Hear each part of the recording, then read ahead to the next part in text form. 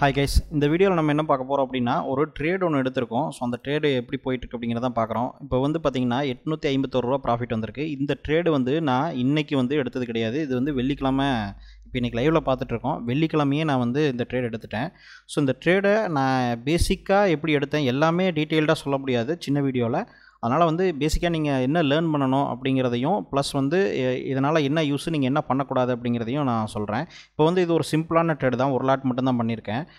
இப்போ வந்து ரூ. 810 ப்ராஃபிட் வந்து காலையில் ரூ. 1000 மேலே ப்ராஃபிட் இருந்துச்சு. ஜஸ்ட் இப்போ ஒரு 800 சம்திங் ப்ராஃபிட் ஓடிட்டுருக்கு. இப்போ வந்து பார்த்தீங்கன்னா ஃபர்ஸ்ட் ஆஃப் ஆல் வந்து நிஃப்டியில் தான் இந்த ட்ரேட் எடுத்திருக்கோம். நிஃப்டியில் ஆப்ஷன்ஸில் எடுத்திருக்கோம். இப்போ வெள்ளிக்கிழமை இந்த ட்ரேட் எடுத்திருக்கோம். வெள்ளிக்கிழமை ஏன் இந்த ட்ரேட் எடுத்தோம் அப்படின்னு நான் சொல்லிடுறேன். உங்களுக்கு வந்து இந்த லைன்ஸ் போட்டிருக்கேன் இல்லையா, இதில் வந்து பார்த்தீங்கன்னா இது வந்து டிமாண்ட் ஜோன், இது வந்து டிமாண்ட் ஜோன். இந்த பாக்ஸ் வந்து டிமாண்ட் ஜோனு, இந்த பாக்ஸ் வந்து சப்ளை ஜோன். இப்போது மார்க்கெட் வந்து எங்கே இருந்துச்சு வெள்ளிக்கிழமை அப்படின்னு கேட்டிங்கன்னா, இந்த இடத்துல லாஸ்ட்டாக ரன் ஆகிட்டு இருந்துச்சு. நான் இந்த இடத்துக்கு போகும்போதே நமக்கு டிமாண்ட் ஜோனை நெருங்கி போகிறதுனால இந்த இடத்துல வந்து கண்டிப்பாக டவுனில் ஒரு ஷார்ட், அதாவது இது ஏன் உடச்சி போகக்கூடாது, ஏன் கண்டினியூஸாக மேலே போகக்கூடாது அப்படின்னு கேட்டிங்கன்னா, இப்போது என்னை பொறுத்த வரைக்கும் நான் என்ன சொல்லுவேன் அப்படின்னு கேட்டிங்கன்னா, மார்க்கெட் வந்து ஓவரால் டவுன் ட்ரெண்ட் இருக்குது அப்படின்னு சொல்லி லாஸ்ட்டில் போன வீடியோவில் போட்டிருந்தோம். இதுக்கு முன்னாடி வீடியோ பாருங்கள். US market, global market, Indian market எல்லாமே எங்கே இருக்குது, என்ன மாதிரியான சுச்சுவேஷனில் இருக்குது அப்படிங்கிறத நம்ம பேசியிருந்தோம்.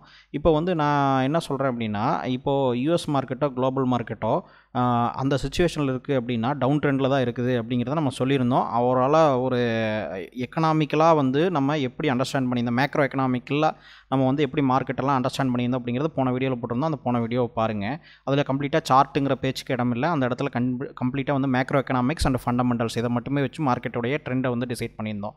இப்போது அப்படி டிசைட் பண்ணும்போது நீங்கள் டேரெக்டாக ஷார்ட்டிங் போயிடலாமே அப்படின்னு கேட்டிங்கன்னா, அப்படி நீங்கள் ஷார்ட்டிங் போகக்கூடாது. ஏன்னா நமக்கு எங்கே ஸ்டாப் லாஸ் ஹிட் ஆகும்னு தெரியாது. அதாவது எவ்வளோ தூரம் மேலே போயிட்டு கீழே வரும்னு தெரியாது. ஆனால் கீழே வரும்னு இருந்தால் கீழே வரும். ஆனால் எவ்வளோ தூரம் மேலே போயிட்டு கீழே வரும்னு நம்ம சொல்ல முடியாது. இப்போ எக்ஸாம்பிளுக்கு நீங்கள் இங்கே மார்க்கெட்டே பார்த்தீங்கன்னா டவுன் ட்ரெண்ட்லேயும் ஒரு அப் ட்ரெண்ட் இருக்கும். அதே மாதிரி டவுன் ட்ரெண்டில் எகெயின் வந்து ஒரு அப் ட்ரெண்ட் இருக்கும். அப்போது ஒவ்வொரு தடவையும் அந்த அப் ட்ரெண்டுக்கு முன்னாடி நம்ம கரெக்டாக ட்ரேட் எடுக்க முடியும் அப்படிங்கிறது வந்து பாசிபிள் கிடையாது. அதனால் ஒவ்வொரு தடவையும் நம்ம என்ன பண்ணணும் அப்படின்னா, ஃபண்டமெண்டல் பார்த்துட்டாலும் டெக்னிக்கல் பேஸ் பண்ணி நம்ம என்ட்ரி ஆகும்போது நமக்கு வந்து ரிஸ்க் வார்ட் ரேஷியோ ஜாஸ்தியாக இருக்கும். நம்மளுடைய டைரக்ஷன் வந்து ஃபண்டமெண்டலாகவும் கரெக்டாக இருக்கும். டெக்னிக்கலாகவும் வந்து பார்த்திங்கன்னா ரிஸ்க் வார்ட் ரேஷியோ ப்ராப்பரான இடத்துல நம்ம பிஸ்னஸ் பண்ணியிருப்போம். ஸோ அதனால் வந்து என்னென்னா, ஃபண்டமெண்டல்னா பியூர்லி ஃபண்டமெண்டல். நீங்கள் இன்வெஸ்டிங் போகிறீங்கன்னா ஓகே, அது வந்து லாங் டேர்மில் பண்ண போகிறீங்க. அதனால் லாங் டேர்மில் வந்து அது ஓகே. இதுவே ட்ரேடிங் பண்ண போகிறீங்க அப்படின்னா நம்ம ரெண்டையும் கம்பைன் பண்ணி தான் பண்ணணும். அதனால தான் நான் சொல்லிடுறேன், ஃபண்டமெண்டல் முக்கியம், டெக்னிக்கலும் முக்கியம். ரெண்டையுமே நீங்கள் அண்டர்ஸ்டாண்ட் பண்ணால் தான் ஒரு இன்வெஸ்டர்ஸ் பாயிண்ட் ஆஃப் வியூவில் மார்க்கெட் எப்படி ஒர்க் ஆகுது, எப்படி பிஹேவ் ஆகுதுங்கிறது தெரியும். அதை வச்சு நம்ம ஆப்பர்ச்சுனிட்டியாக நம்ம ட்ரேடர்ஸ் யூஸ் பண்ணிக்கிறோம். இப்போது இன்வெஸ்டர்ஸ் என்ன பண்ணுவாங்க, அவங்க ஏன் வந்து வாங்குறாங்க, ஏன் விற்கிறாங்க அப்படிங்கிறதே உங்களுக்கு தெரியல. அப்படிங்கும்போது அவங்க வந்து ஒரு யானைக மாதிரி, அதாவது ஃபாலோ த எலிஃபென்ட் அப்படின்னு சொல்லுவேன். ஃபாலோ த எலிஃபென்ட் அப்படின்னா அவங்க தான் யானைங்க. அவங்க எங்கே போகிறாங்களோ அங்கே தடம் உருவாகும், அங்கே காடே உருவாகும். ஓகேங்களா? அப்போது அவங்களுடைய அந்த பிஹேவியரை நம்ம ஆப்பர்ச்சுனிட்டியாக யூஸ் பண்ணி தான் நம்ம ட்ரேடர்ஸ் வந்து ட்ரேட் பண்ணுறோம். ஏன்னா ஷார்ட் டேர்மில் கெயின் பண்ணுறதுக்காக.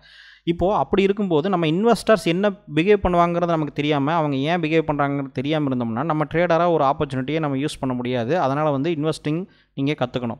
ஸோ ஃபண்டமெண்டல் அனலைசஸ் அப்படிங்கிறதையும் நீங்கள் லேர்ன் பண்ணணும். அதுக்கடுத்து டெக்னிக்கல் அனலைசஸ் லேர்ன் பண்ணணும். இப்போ வந்து நம்ம மார்க்கெட் இந்த இடத்துல வெள்ளிக்கிழமை நம்ம என்ன பண்ணியிருக்கோம் அப்படின்னா, இந்த இடத்துல வரும்போதே நமக்கு இந்த சப்ளை ஜோனுக்குள்ளே வந்ததுனால திருப்பி ரிவர்சல் ஆகும் அப்படிங்கிறதுனால இந்த இடத்துல வரும்போது செல் பண்ணால், அப்புறம் மார்க்கெட் முடியறதுக்கு முன்னாடியே கொஞ்சம் கீழே வந்துருச்சு. நான் என்ன நினச்சேன்னா, திருப்பி இந்த டிமாண்ட் ஜோனுக்கு வரும்போது நமக்கு ஒரு சின்ன ஒரு ஆசிலேஷன் இருக்கும், இல்லை ரிவர்சல் இந்த பாயிண்டில் தான் நடக்கும் அப்படிங்கிறது. ஆனால் என்ன ஆயிடுச்சுன்னா, மார்க்கெட் ஓப்பன் ஆகும்போது இன்றைக்கி பெரிய கேப் டவுனில் ஓப்பன் ஆகிருக்குது. ஸோ இது எல்லாமே சப்போர்ட்டை பிரேக் பண்ணி கீழே வந்துருச்சு. ஸோ அதனால் நமக்கு ப்ராஃபிட் வந்து ஆல்மோஸ்ட் ₹1000 வரைக்குமா வந்திருக்குது. ஸோ இப்படி தான் நீங்கள் ட்ரேட் எடுக்கணும். இப்போ இதுவே நான் என்ன பண்ணியிருந்தேன் அப்படின்னு கேட்டிங்கன்னா, இப்போது இந்த இடத்துல நான் வரும்போதே நான் இந்த இடத்துல பை பண்ணியிருக்கேன் அப்படின்னா, அதுக்கப்புறம் மார்க்கெட் பார்த்திங்கன்னா இவ்வளோ தூரம் ஏறி இருக்குது. ஸோ இங்கே மேபி நம்ம என்னுடைய ஸ்டாப் லாஸ் ஹிட் ஆகிருக்கலாம், இல்லை என்னால் வந்து சமாளிக்க முடியாத அளவுக்கு ஸ்டாப் லாஸ் போயிருக்கலாம். ஸோ அதனால் இந்த அப் ட்ரெண்டில் வந்து நம்ம சர்வைவ் ஆக முடியாது. அதனால தான் நம்ம வந்து கரெக்டாக ப்ராப்பராக demand and supply, support resistance, ப்ராப்பரான பையர் செல்லருடைய சைக்காலஜிக்கல் பாயிண்ட்டு இதெல்லாமே தெரிஞ்சுக்கிட்டு தான் நம்ம ட்ரேட் பண்ணோம். அப்போ தான் நம்மளுடைய எந்த இடத்துல நம்ம பிஸ்னஸ் பண்ணோங்கிறது தெரியும். இப்போ இந்த இடத்துல பிஸ்னஸ் பண்ணணுமா, இந்த இடத்துல பிஸ்னஸ் பண்ணணுமா, பிஸ்னஸ் மீன்ஸ் ட்ரேடு எந்த இடத்துல பண்ணணுங்கிறது அப்போ தான் தெரியும். அதனால் வந்து நீங்கள் ப்ராப்பராக அதை அண்டர்ஸ்டாண்ட் பண்ணி பண்ணணும். இப்போது இந்த வீடியோவிலேருந்து நீங்கள் தெரிஞ்சுக்க வேண்டியது என்னென்னா, ஒரு விஷயம் நீங்கள் ஃபண்டமெண்டலாகவும் தெரிஞ்சுக்கிட்டால் தான் டெக்னிக்கலாகவும் தைரியமாக நீங்கள் பண்ண முடியும். டெக்னிக்கலும் தெரியாமல் இல்லாமல் நீங்கள் வெறும் ஃபண்டமெண்டல் மட்டும் தெரிஞ்சாலும் ட்ரேடிங் வந்து பண்ண முடியாது. ஃபண்டமெண்டலாக வெறும் இன்வெஸ்டிங் பண்ணிக்கலாம், அது பிரச்சனை கிடையாது. ஃபண்டமெண்டல் மட்டுமே வச்சு நீங்கள் ஸ்டாக்கில் வந்து இன்வெஸ்டிங் பண்ணிக்கலாம். இப்போ ஒரு இன்ட்ரின்சிக் வேல்யூ எப்படி கண்டுபிடிக்கிறது, ஒரு ஃபண்டமெண்டலாக ஒரு கம்பெனி எப்படி கண்டுபிடிக்கிறது அப்படின்னா, அதுக்கும் இதுக்கு என்ன சம்மந்தம் அப்படின்னு கேட்டிங்கன்னா, நீங்கள் அந்த லெவல் ஆஃப் அண்டர்ஸ்டாண்டிங் நீங்கள் புரிஞ்சுக்காமல் இந்த லெவலுக்கு நீங்கள் வர முடியாது அப்படின்னு நான் சொல்கிறேன். அதாவது வந்து அது தெரியாமல் தான், யானையோட பிஹேவியர் தெரியாமல் அதை எப்படி நீங்கள் வந்து ஹேக் பண்ணுவீங்க? அதனால் வந்து அதை ஹேக் பண்ணணும், அந்த பிஹேவியரை ஹேக் பண்ணணும், நம்ம வந்து அதை ஆப்பர்ச்சுனிட்டியாக யூஸ் பண்ணோன்னா நமக்கு அதை பற்றி நல்லா தெரிஞ்சிருக்கணும் இல்லையா? அதுதான் வந்து நான் சொல்ல வரேன். ஸோ இந்த மாதிரி நான் வெள்ளிக்கிழமை எடுத்தப்போ இங்கே எடுத்திருந்தேன், இங்கே எடுக்காமல் நான் இங்கே கூட எடுத்துருக்கலாம். இப்போ இங்கே எடுத்திருந்தேன் அப்படின்னா எனக்கு வந்து இவ்வளோ தூரம் மார்க்கெட்டு வந்துட்டு ரிவர்ஸில் ஆகும்போதுக்குள்ளே எனக்கு ஸ்டாப் லாஸ் ஹிட் ஆயிரும். அதனால் நம்ம எங்கே பிஸ்னஸ் பண்ணுறோங்கிறது ரொம்ப முக்கியம். இப்போ இந்த இடத்துல எடுத்திருக்கோம், அதனால் வந்து மார்க்கெட்டு இப்படி வந்திருக்கு, நமக்கு நல்லா ப்ராஃபிட் வந்திருக்கு. ஸோ ஃபண்டமெண்டலாக மேக்ரோ எக்கனாமிக்கலாகவுமே நம்ம அண்டர்ஸ்டாண்ட் பண்ணி தான் நம்ம இந்த ட்ரேட் எடுத்திருந்தோம். ஷார்ட்டிங் போகிறதுங்கிறத முடிவு பண்ணியிருந்தோம், அதனால் நம்ம ப்ராப்பராக ஷார்ட்டிங் போயிருந்தோம். அதை வந்து கரெக்டான இடத்துல நம்ம போயிருந்தோம், அது ஒரு அட்வான்டேஜ். ஸோ இதுக்கு வந்து நீங்கள் டெக்னிக்கல் அனலைசஸில் பேசிக் கேண்டில் ஸ்டிக்ஸில் ஒரு சைக்காலஜி, பையர் செல்லருடைய சைக்காலஜி மார்க்கெட்டில் எப்படி ஒர்க் ஆகுது அப்படிங்கிறத கேண்டில் ஸ்டிக் சார்ட் மூலமாகவும் மற்ற டெக்னிக்கல் அனலைசஸ் மூலமாகவும் நீங்கள் கண்டுபிடிக்கிறதுக்கு பேர் தான் இந்த அனலைசிஸ், அதாவது டெக்னிக்கல் அனலைசிஸ்ன்னு சொல்லுவோம்.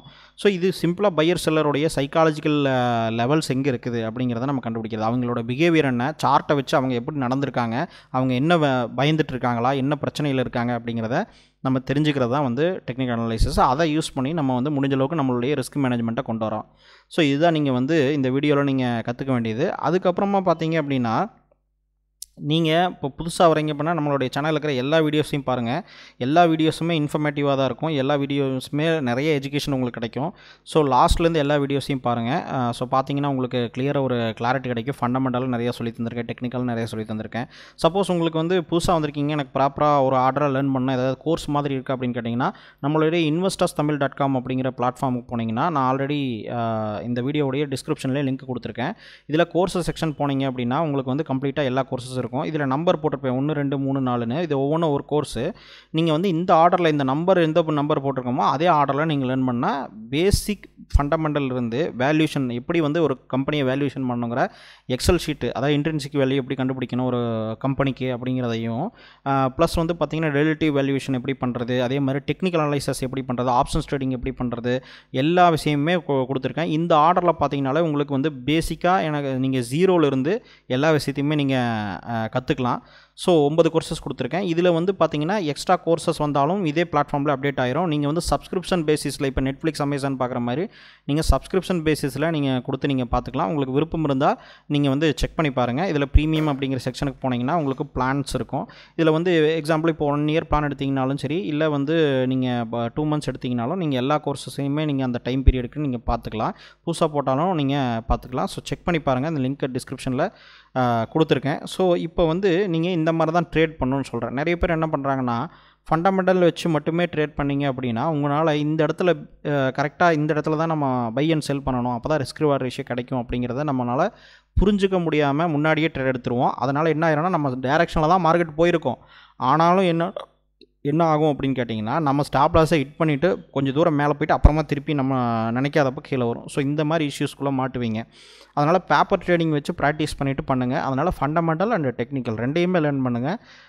நீங்கள் எவ்வளோ காசு வச்சுருந்தாலும் உடனடியாக மார்க்கெட்டில் போடாதீங்க. நீங்கள் ஃபஸ்ட்டு வேறு அக்கௌண்ட்டில் போட்டு வச்சுட்டு நீங்கள் பேப்பர் ட்ரேடிங், இன்வெஸ்டிங், எஜுகேஷனுக்கு மட்டும் இன்வெஸ்டிங் பண்ணி நீங்கள் அதெல்லாம் லேர்ன் பண்ணி ப்ராக்டிஸ் பண்ணதுக்கப்புறமா நீங்கள் ஒரிஜினலாக மணியை போடுங்க. ஸோ நெக்ஸ்ட் வீடியோவில் இதெல்லாம் எப்படி டீட்டெயில்டாக இன்னும் ஒவ்வொரு ஸ்டெப்பாக எப்படி புரிஞ்சுக்கிறது, பையர் செல்லரோடைய சைக்காலஜி எப்படி புரிஞ்சுக்கிறது, என்னென்னலாம் பண்ணுறது அப்படிங்கிறத நான் உங்களுக்கு சொல்கிறேன்.